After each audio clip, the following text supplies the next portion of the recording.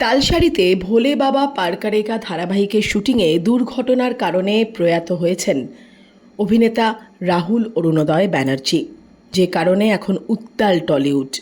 সত্যিটা জানতে চান সকলেই, কিন্তু এই শুটিংয়ের সময়, বিশেষ করে এই দৃশ্যের সময় রাহুল ব্যানার্জির পাশে একমাত্র ছিলেন অভিনেত্রী শ্বেতা মিশ্র। তাকে একাধিকবার যোগাযোগ করা হয়, কিন্তু কোনো উত্তর মেলেনি। ফোন করা হলে ফোন ধরা হয়নি এবং মেসেজেরও রিপ্লাই পাওয়া যায়নি। অবশেষে এত দিনে শ্বেতার তরফ থেকে এলো রিপ্লাই। দুর্ঘটনা ঘটার পর প্রথমবার শ্বেতা কি জানালেন? শ্বেতার তরফ থেকে যে মেসেজটি আসে সেটা হলো, শ্বেতার কাছে এখন ওর ফোনটি নেই। মানসিকভাবে এবং শারীরিকভাবে একটি ভয়ঙ্কর দুর্ঘটনার মধ্যে দিয়ে এসে গেছে।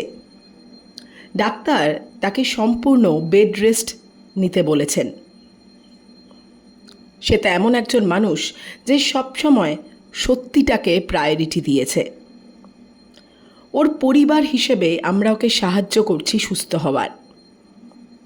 মিডিয়া হোক বা এই সোসাইটি, বিশেষ করে রাহুল ব্যানার্জি, যাকে ও সবচেয়ে বেশি কেয়ার করত, তার প্রতি ওর কী দায়িত্ব আছে ওর মনে আছে।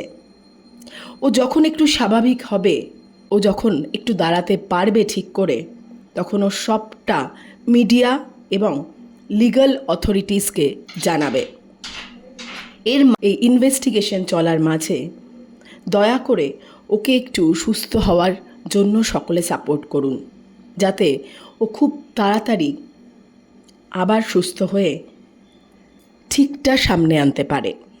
এই মেসেজটি শ্বেতার পরিবারের তরফ থেকে পাঠানো হয়।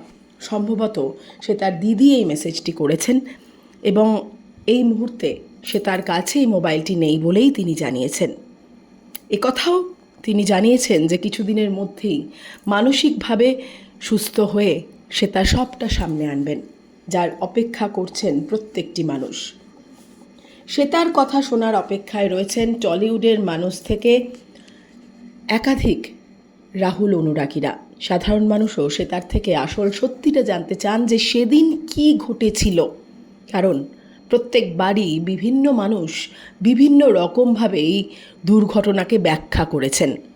অসঙ্গতি দেখা দিয়েছে প্রত্যেকের কথায়, কিন্তু সেই সময় স্পটে ছিলেন একমাত্র শ্বেতা।